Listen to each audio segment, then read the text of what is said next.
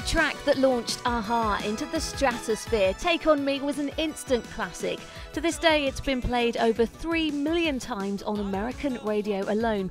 And after almost 25 years in the business, the Norwegian pop band are still going strong. Their latest album, Foot of the Mountain, sees them return to the sound that made them famous.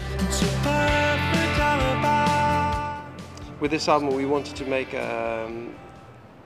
in a way, a conscious effort to reintroduce to ourselves some of the methods and the way we used to work before we sort of got too set in our ways and before we started kind of rolling with our career. And it's been a kind of a rediscovery of how that affects the songs and a kind of a welcome return to some of the ingredients that made a-ha excite us in the first place.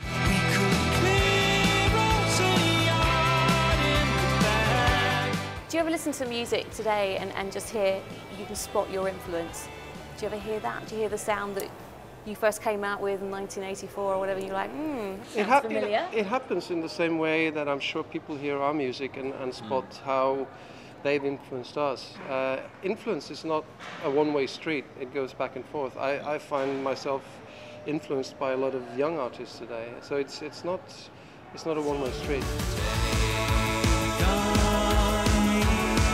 You can still fill up a dance floor. When you hear Take On Me, everyone still wants to have a boogie to that. How does that work? Yeah, I never figure how people can dance to that. We always used to think it was like me, I've seen them. a-ha is the wooden-legged dancers. Look at me on stage doing Take On Me and see if you spot any dance move ever.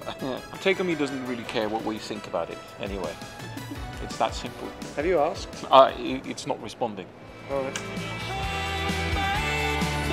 And they promise that their upcoming tour will reach the UK, the country they refer to as their second home.